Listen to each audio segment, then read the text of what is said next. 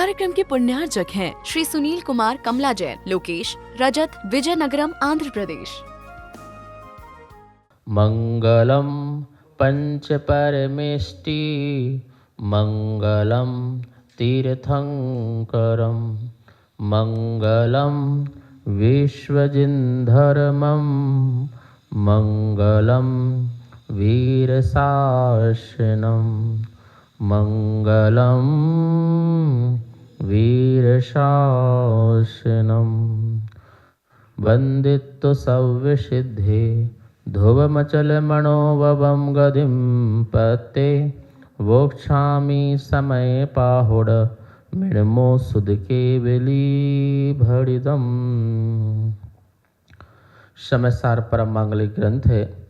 आचार्य भगवान कुंदकुंद देव द्वारा यह ईसा पूर्व प्रथम शताब्दी में लिखा गया है।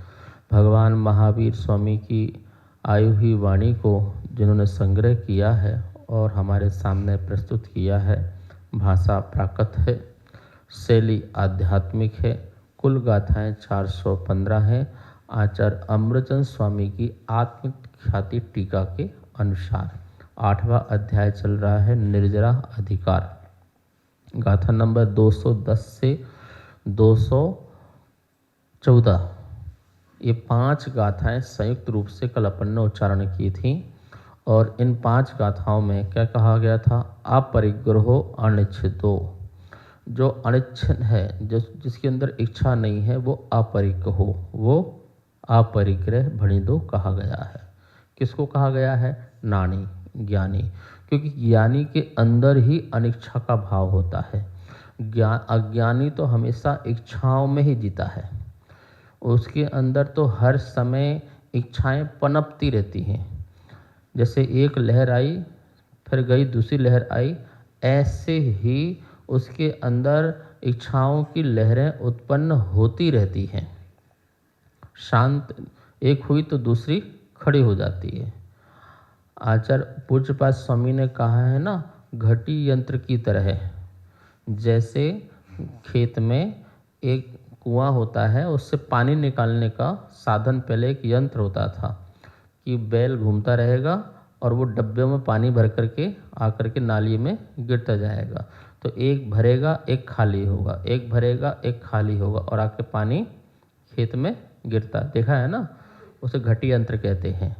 तो उसकी तरह कि एक भरी फिर एक खाली हुई, एक भरी एक खाली, ऐसी एक इच्छा हुई फिर खाली हुई, फिर दूसरी इच्छा हुई, फिर खाली हुई, फिर दूसरी इच्छा हुई। मतलब इच्छाओं का अंत नहीं होता है। इच्छाएं पूर्ति करने पर इच्छाएं कभी अंत नहीं होती हैं। आप कभी इच्छाओं की पूर्ति करने बैठ जाओ तो कभी इच्छाओं का अंत नहीं हो सकता है। तो कैसे हो? इच्छा ही ना उत्पन्न हो, यही समाधान है। यही समाधान है कि हमारे अंदर किसी प्रकार की इच्छाएं ना हो। हमारे 5 इंद्रिय और मन जो हैं, इनके अनंत अनंत विषय हैं। आँख से देखने के लिए क्या नहीं है? बहुत कुछ है। कान से सुनने के लिए क्या नहीं है? बहुत कुछ है। घ्राण इंद्रिय से सूंघने के लिए क्या नहीं है? बहुत कुछ है। स्पर्शन इंद्रिय से छूने के लिए क्या नहीं है? बहुत कुछ है। और रसना इंद्रिय से चखने के लिए क्या नहीं है? वो भी बहुत कुछ है। और मन से सोचने के लिए क्या नहीं है? वो भी बहुत कुछ है। तो आप देखिए, मन और 5 इंद्रिय, इनके अनंत अनंत विषय हैं। अब बताओ, अनंत अनंत विषय में किस किस विषय की पूर्ति कर दो? किसको पूर्ण करोगे? किस किस की अभिलाषा पूर्ण करें? आखिर वो अपूर्ण ही रह जाएगी। प्रैक्टिकल में जैसे आप किसी के मन की पूरी कर दो, कर पाओगे क्या? उसके मुताबिक कर पाओगे क्या? कभी नहीं कर पाओगे। अंत में यही कहेगा कि आपने मेरे लिए कुछ भी नहीं किया, मैं तो ये चाह रही थी। अरे तुम चाहे तो रहे थे, हमने सहयोग किया, पर फिर भी कभी हो ही नहीं सकती है। इच्छाएं अनंत होती हैं और एक इच्छा के साथ और भी अनंत इच्छाएं आसपास की जुड़ जाया करती हैं, जिसकी पूर्ति संभव नहीं है। और उसी का नाम संसार है। देखो, हम जितनी इच्छा रखेंगे उतना हमारा संसार फैलेगा। हमारा पसराव होगा, और उस पसराव में ही संसरण होगा, भटकना होगा, घूमना होगा, और फिर दुख उठाना होगा उस। और कह रहे हैं ज्ञानी जो है चूँकि परिग्रह के प्रति इच्छा नहीं करता है, इसलिए अनिच्छुक है, और अनिच्छुक होने के कारण अपरिग्रही है। और किस में इच्छा नहीं है उसको? तो गाथा नंबर 210 में पहली बात आई है, धम्मम न इच्छदे। गाथा में ध्यान से देखो, धम्मम न इच्छदे, धर्म की इच्छा नहीं है। ज्ञानी को धर्म की इच्छा नहीं है, और अज्ञानी को धर्म की इच्छा नहीं है। अज्ञानी जो है धर्म की इच्छा कहाँ करता है? उसे तो अपने संसार सुख चाहिए। तो अज्ञानी को धर्म की इच्छा नहीं है, और ज्ञानी को धर्म की इच्छा नहीं है। अब देखो दोनों में कितना अंतर है। अज्ञानी को धर्म की इच्छा नहीं है, और ज्ञानी को धर्म की इच्छा नहीं है। पर दोनों में अंतर क्या है? ज्ञानी धर्म करता है, धर्म के फल की इच्छा नहीं करता है, पुण्य फल की इच्छा नहीं करता है, इसलिए वो अनिच्छा पूर्वक धर्म करता है, आकांक्षाओं से साथ धर्म नहीं करता, भोगों की इच्छा के लिए धर्म नहीं करता। और अज्ञानी जो है वैसे धर्म नहीं करता, ठीक है, फल तो छोड़ो, धर्म ही नहीं करता, और करे भी, अज्ञानी धर्म करे भी तो भोगों की इच्छा से करे। तो जिनको पुण्य की भी चाह नहीं है, यहाँ धर्म का मतलब क्या है? पुण्य। जिनको पुण्य की भी चाह नहीं है, क्योंकि पुण्य का फल क्या है?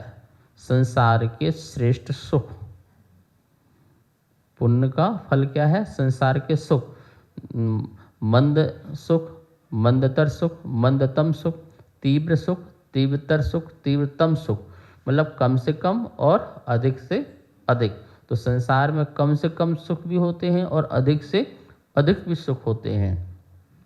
तो बोले वो समस्त सुखों की जो पूर्ति है वो किससे होती है?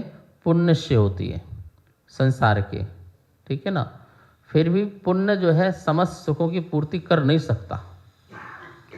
ज़्यादा से ज़्यादा क्या बना देगा? मनुष्य पर्याय में चक्रवर्ती।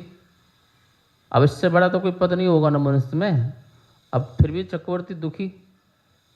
और देवों में सबसे बड़ा पद बना देगा तो इंद्र का, अहिमिंद्र का, फिर भी आकुलता, फिर भी दुखी, पूर्ति तो उसकी भी नहीं हो पाएगी। तो कह रहे हैं कि पुण्य सर्वश्रेष्ठ सुख दे सकता, सर्वश्रेष्ठ सुख के साधन दे सकता है, लेकिन इच्छा की पूर्ति भी नहीं करा सकता। इसलिए कह रहे हैं ज्ञानी ऐसे पुण्य की भी इच्छा नहीं करता है। अब वो सामायिक कर रहा हो, भगवान इसका फल मुझे ये मिल जाए, प्रतिक्रमण कर रहा हो, इसका फल मुझे ये मिल जाए, ठीक है, मैं प्रतिक्रमण इसलिए कर रहा हूँ क्योंकि मुझे फल ये मिलेगा, मैं सामायिक इसलिए कर रहा हूँ इसका फल मुझे ये मिलेगा। बोले नहीं, सामायिक कर रहे हैं, प्रतिक्रमण कर रहे हैं, कायोत्सर्ग कर रहे हैं, स्वाध्याय कर रहे हैं, उपवास कर रहे हैं, लेकिन फल की इच्छा से नहीं कर रहे हैं, क्योंकि उनको किसी प्रकार की इच्छा नहीं होती है। मैंने कहा था ना कल कि ज्ञानी को तो मोक्ष की भी इच्छा नहीं है, वो उसकी भी इच्छा नहीं करते हैं। यद्यपि जब प्रमत्त अवस्था में रहते हैं तो ये परिणाम होते हैं, लेकिन ज्ञानी जब अप्रमत्त अवस्था में होता है तो उस अप्रमत्त अवस्था में ऐसी भी इच्छाएं नहीं करता है। प्रमत्त अवस्था में तो मंदिर जाने की इच्छा है, जाप करने की इच्छा है, सामायिक की भी इच्छा है, प्रतिक्रमण की भी इच्छा है, मोक्ष की भी इच्छा है, दुखों का क्षय ऐसी इच्छा है, कम मत खाओ, हे प्रभु मेरे कर्मों का क्षय हो, बोधि की प्राप्ति हो, सुगति में गमन हो, समाधि मरण हो, हे जिनेन्द्र भगवान आपने जो गुण प्रकट किए हैं वो संपत्ति, गुण रूपी संपत्ति की प्राप्ति भी मुझ में प्रकट हो। ऐसी भावनाएं तो वो भाता है ना, पर वो कब भाता है भावना? ये भावना भी प्रमत्त अवस्था की भावना है। ज्ञानी उस समय भी है, लेकिन उस समय उसके आश्रव है। लेकिन अप्रमत्त अवस्था में ज्ञानी इसकी भी भावना नहीं भाता, ये सब होते हुए भी इसकी भी भावना नहीं भाता। वो निश्चय प्रतिक्रमण में है, वो निश्चय स्वाध्याय में है, वो निश्चय भैया वृत्ति में है, वो निश्चय तप में है, वो निश्चय ध्यान में है, निश्चय विनय में है। तो वो सब कुछ निश्चय है, निश्चय आलोचना में है, निश्चय प्रत्याख्यान में है। तो उस अवस्था में मात्र वह आनंद ले रहा है, कोई इच्छा नहीं कर रहा है, आनंद ले रहा है। तो कह रहे हैं उस ज्ञानी की निर्जरा है। और आपको पता ही है ये अधिकार कौन सा चल रहा है, निर्जरा अधिकार। तो ऐसे ज्ञानी की तो निर्जरा होगी, जो अनिच्छुक होगा, जो इच्छुक होगा वो निर्जरा कैसे होगी। तो आप बताओ, जो चौथे गुण स्थानवर्ती ज्ञानी हैं, ये पंचम गुण स्थानवर्ती ज्ञानी हैं, छठम गुण स्थानवर्ती ज्ञानी हैं, इनकी निर्जरा कहाँ, इनका तो आश्रय हो रहा है।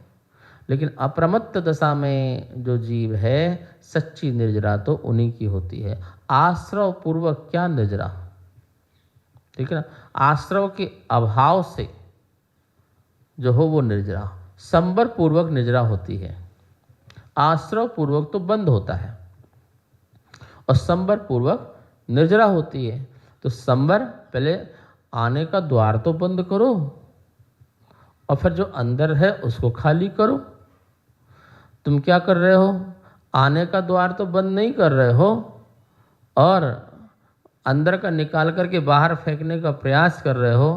तो क्या रहोगे, जहाँ की तहाँ तो ही रहोगे, ठीक है ना। भरा तो भरा ही रहेगा ना, खाली कहाँ हुआ। कर्म का जो पिंड है वो तो तुम्हारा पिंड थोड़ी छोड़ने वाला है, क्योंकि तुमने तो आने का रास्ता, एक तरफ से खेत में पानी आ रहा, एक तरफ से जा रहा है, तो क्या होगा। तालाब में एक तरफ से पानी आ रहा, एक तरफ से जा रहा है, तो क्या होगा। तालाब तो ज्यों की त्यों रहेगा ना, खाली तो नहीं होगा, निर्जरा तो नहीं होगा, सूखेगा तो नहीं ना, भरा भरा रहेगा। ऐसे ही जीव भी कर्मों से भरा भरा रहेगा, लबालब भरा रहेगा और फिर वो मोक्ष को प्राप्त नहीं होगा। संबर पूर्वक पहले जहाँ से आ रहा हो उसको रोको। बरसात में छत से पानी टप टप टप टप टपक रहा है, तो क्या करो, क्या करो उर्वशी, वहाँ पे बाल्टी रख दो, बाल्टी रख दो, टप रख दो। तो बाल्टी भर जाए, टप भर जाए तो उसको क्या करो, बाहर फेंक दो। तो कब तक करते रहोगी, तो पानी गिरता रहेगा। तो इससे अच्छा उपाय क्या है, पानी तो आएगा ही आएगा। क्या ये काम रोज करते थे क्या, पानी भरे फेंके, पानी भरे फेंके। क्या करना है, जहाँ से पानी आ रहा है उसको ही बंद करो। ये तो आता रहेगा, निकालते रहोगे तो ये तो आश्रय हो रहा है और वो अपने आप फेंक रहे, वो निजरा हो रही है। पर ऐसा आश्रय निजरा से कोई फायदा नहीं है। जहाँ से जल आ रहा है उसके छेद को क्या करो, बंद करो। आश्रय बंद मतलब संबर हो गया, इसका नाम क्या हो गया, संबर, रोकना। ये पहले जिससे पाप हो, जिससे कर्म आते थे, ऐसे काम करना बंद। हिंसा, झूठ, चोरी, कुशील, परिग्रह, सप्त, व्यसन, ऐसे काम करना बंद, इनको रोक दिया। अब इनको रोक दिया तो क्या हो गया, संबर। क्या हो गया, संबर। अब जैसे निर्जरा होती है, 10 धर्म को धारण करो अपने अंदर, उत्तम क्षमा, उत्तम मार्दव, कोई अहंकार नहीं, कोई क्रोध नहीं है, शौच, पवित्रता, आत्मा में पवित्र परिणाम रखना, ठीक है, सत्य वचन होना, सत्य जीवन होना, संयम का परिणाम, त्याग का, तपस्या का, आकिंचन का, ब्रह्मचर्य का, इस प्रकार का जो परिणाम अपने अंदर हो, आत्मा में उत्पन्न करो। वो 10 धर्म, ये 10 धर्म निर्जरा के कारण बनेंगे। 12 अनुप्रेक्षाओं का जो चिंतन किया था वो प्रैक्टिकल अपने में उतरे। चिंतन तो हो गया भैया, सब अशरण है, ये तो हो गया, लेकिन अशरण का अनुभव करना, एकत्व भावना, ये तो चिंतन तो हो गया, पर एकत्व का अनुभव करना। संसारोपेक्षा में पूरे संसार का चिंतन तो हो गया, पर मैं संसारी नहीं हूं, इसका अनुभव करना। तो 12 प्रकार की भावनाओं को आत्मसात करना, नॉट चिंतन। चिंतन तो हो गया, हमें सब पता है 12 भावनाओं का अर्थ, और समझ भी लिया और बार बार दोहरा भी रहे हैं। अब उसका अनुभव, उसकी अनुभूति, 3 गुप्ति की अनुभूति, 22 परिचय उत्पन्न होते हैं उनमें कोई विकल्प नहीं आना, वो परिसह जय। मच्छर काट रहा है और उस समय चिंतन करना, अहो काटने दो, मुझे क्या काट रहा है, जिसको काट रहा है वो मैं नहीं हूँ, ऐसा तो चिंतन ठीक है। लेकिन मच्छर का असर ही ना हो और मैं अपने में रहूं। जैसे हिरण को खाज हुई, खुजली हुई, तो वो पेड़ के पास गई और पेड़ से अपनी खाज को उसने खुजा लिया और चली गई, ठीक है ना। ऐसे ही मुनिराज बैठे हुए हैं ध्यान में, और हिरण आई और अपनी खाज खुजाई और चली गई, तो मुनिराज को पता न चले। जैसे उस पेड़ को कुछ भी, ऐसे ही मुनिराज को पेड़ का ठूट था, ठूट निर्जीव हो गया, अब उसे खुजाया चली गई, पेड़ को कुछ मतलब नहीं। ऐसे ही मुनिराज भी ध्यान अपने में है, कौन क्या कर गया कुछ पता नहीं। ऐसी जो ध्यान की स्थिति है, ऐसी जो गुप्ती है, ऐसा जो परिसह जय है, वही परिसह जय जो है निर्जरा का कारण बनता है। निर्जरा कारण बनता है, वो कहलाता है अनिच्छा भाव, और वो अनिच्छा भाव अपरिग्रह है। इसलिए कह रहे हैं नानी धम्मम न इच्छदे, तो हो इसलिए अनिच्छदो अपरिग्रहो भणि दो, इसलिए अनिच्छा भाव अपरिग्रह का भाव कहा गया है। ज्ञानी को धर्म की भी इच्छा नहीं है, अधर्म की तो है ही नहीं, धर्म की भी नहीं है, मतलब समभाव है, समदृष्टि है, वीतराग भाव है। अपरिग्रहो तो धम्मस्य जाणगो तेन सो होदी, जो अपरिग्रही है वो तो धम्मस्य धर्म का जाणगो ज्ञायक है। तेन इसलिए वह तो किसका ज्ञायक है, धर्म का ज्ञायक है, उस पुण्य की क्रियाओं का ज्ञायक है, उस पुण्य के कार्य का ज्ञायक है, कर्ता नहीं। ज्ञायक है, कर्ता नहीं है, उसको करने वाला नहीं है। करने वाला हो जाए तो इच्छा हो जाए, और करने वाला ना हो तो अनिच्छा हो जाए। यद्यपि वो कार्य होते हैं, दिखते हैं, ज्ञानी के भी दिखते हैं, लेकिन दिखते हुए भी ज्ञानी उसका ज्ञायक बने तो बोले कि वो होते हुए भी नहीं होते हैं। ज्ञायक भाव है, ज्ञानी उसका क्या है, ज्ञायक भाव है।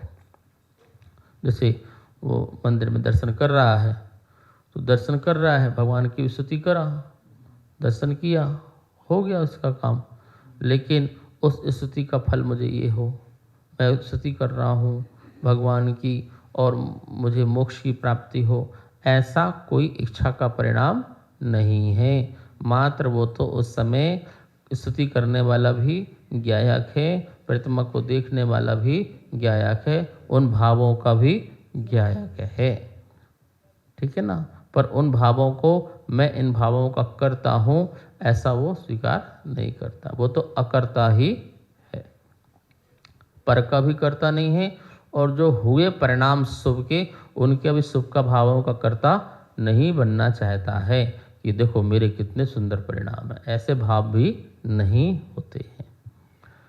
अपरिग्रहो अनिच्छो भणिदो नानीन यनेच्छति अधम्मम, अपरिग्रो अधम्मस्य जाणगो तेन सो होदी।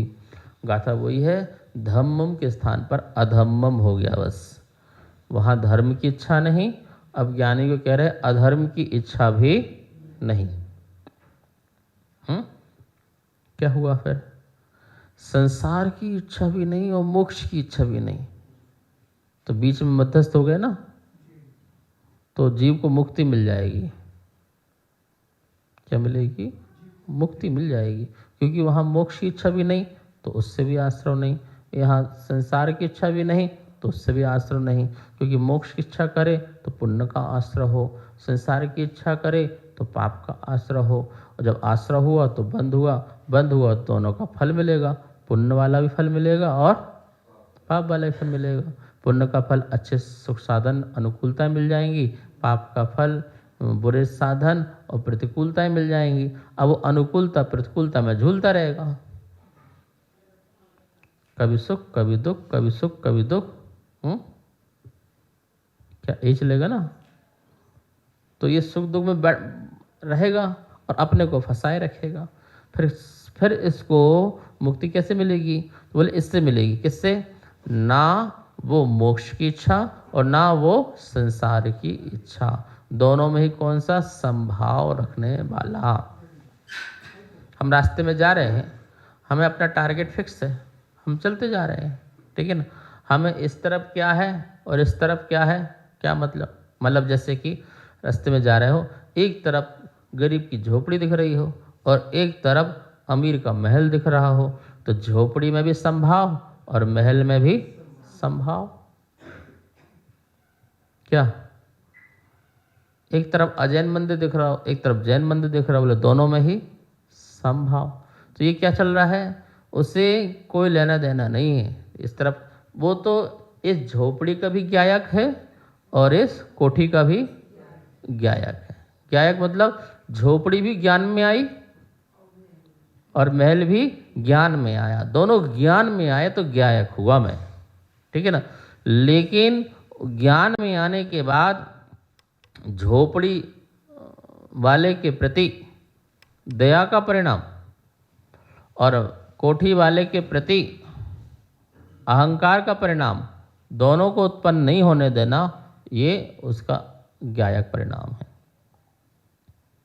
बेचारा, बताओ कैसा जीवन जी रहा।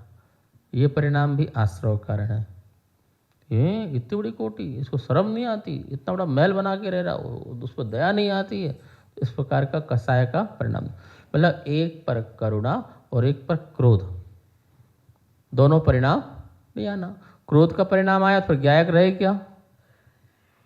और करुणा का परिणाम रहे गायक रहे क्या?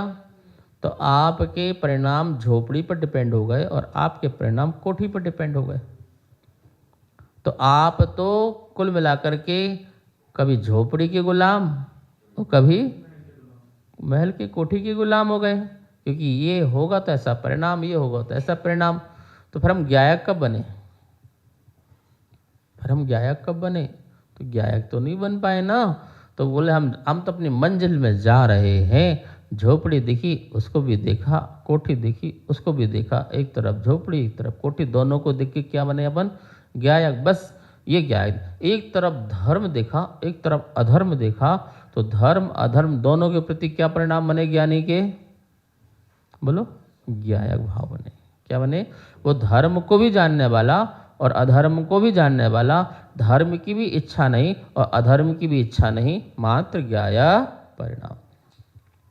हमने इस तरफ देखा अनंत जीव जो हैं धर्म कर रहे हैं, हमने इस तरफ देखा अनंत जीव पाप कर रहे हैं। अब बोलो क्या करोगे? बोलो क्या करोगे? तो पापियों को देख के क्या होगे? तुम दुखी हो जाओगे। पुण्यात्मा को देख के तुम क्या हो जाओगे? हर्षित हो जाओगे। फिर फंस जाओगे, ठीक है ना।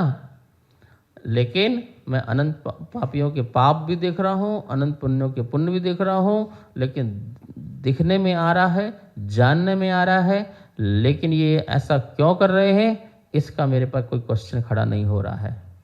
इन्हें ये नहीं ऐसा करना चाहिए, इनको ऐसा और भी अच्छा करना चाहिए, ऐसा परिणाम भी नहीं आ रहा है, मात्र संभाव आ रहा है। देख रहा हूँ ज्ञाता और दृष्टा। एक तरफ झाड़ू देख रहा हूँ, एक तरफ पिछी देख रहा हूँ। तो झाड़ू देख करके पिछी देख करके खुश, झाड़ू देख करके लगाना पड़ेगी, पिछी देख करके लग जाएगी। तो क्या हुआ? दोनों में ही हम फंसे हैं, दोनों में ही फंसे हैं। ज्ञानी दोनों में नहीं फंसता। ज्ञानी जितना अपने को सुलझा सकता है सुलझाने का ही प्रयास करता है, उलझाता नहीं है। धर्म में अपने को नहीं उलझाता और अधर्म में भी अपने को नहीं उलझाता, दोनों में ही संभाव रखता है। स्वर्ण हो या लोहा हो, दोनों में ही संभाव है। एक महिला जो है नकली आभूषण पहने हुए हो और एक महिला असली आभूषण पहने हुए हो, दोनों आभूषण देख रहे हैं, पर नकली के प्रति भी उसके परिणाम नहीं और असली के प्रति भी परिणाम नहीं। आभूषण आभूषण है, धातु के हैं, ये मेरे ज्ञान में आया, बस इसका मैं ज्ञायक हुआ, इसका मैं ज्ञायक हुआ। तुम्हारी थाली में क्या आया, उसकी थाली में क्या आया भोजन, पर दोनों में ज्ञायक परिणाम हुए। क्या हुए? क्यों? किसी की थाली में मांसाहार देखोगे, किसी की थाली में शाकाहार देखोगे तो क्या करोगे? बोले महाराज, एक से हम घृणा करेंगे, एक से हम प्रेम करेंगे, एक की हम निंदा करेंगे, एक की हम प्रशंसा करेंगे। तो एक की हम प्रशंसा किसकी करेंगे? भैया देखो ये है आदमी शाकाहारी आदमी, तो क्या बढ़िया आदमी है, ऐसा भोजन होना चाहिए, ऐसा काम करना चाहिए, तो उसकी तो क्या करेंगे? प्रशंसा करेंगे। और मांसाहारी की उससे घृणा करके वहीं रहोगे, उसकी घृणा करके उसकी क्या करेंगे? निंदा करेंगे। तो एक से द्वेष हुआ और एक से राग हुआ, दोनों क्या हुआ? आश्रय और बंध हुआ। जबकि दोनों की ज्ञायक बनना है। ज्ञान में आया और उसके क्या बनना है? ज्ञायक। तो ज्ञानी बनोगे, तो ज्ञानी बनोगे, ठीक है ना? ठीक है। जब आप छद्मस्त काल में रहते हैं, जब आप अपनी भूमिका में रहते हैं, जब आप आत्म अनुभव नहीं कर पाते, उस समय आपको शाकाहार से प्रेम और मांसाहार से घृणा हो सकती है और होती है उस समय। लेकिन आपका संसार है, ये भी मान के रखें, उस समय आपका आश्रय है, संबर नहीं है, ठीक है ना? लेकिन यहाँ कह रहे हैं नानी धम्मम न इच्छदे, नानी अधम्मम न इच्छदे। ज्ञानी धर्म भी नहीं चाहता है और ज्ञानी अधर्म भी नहीं चाहता है। वो तो अपरिग्रह हो, अनिच्छदो अपरिग्रह हो, वो उन दोनों में अनिच्छिक होने से अपरिग्रह हो। कैसा है? अपरिग्रह, वरना वो परिग्रही हो जाएगा। इस कार्यक्रम के पुण्यार्जक थे श्री सुनील कुमार कमला जैन, लोकेश, रजत, विजयनगरम, आंध्र प्रदेश।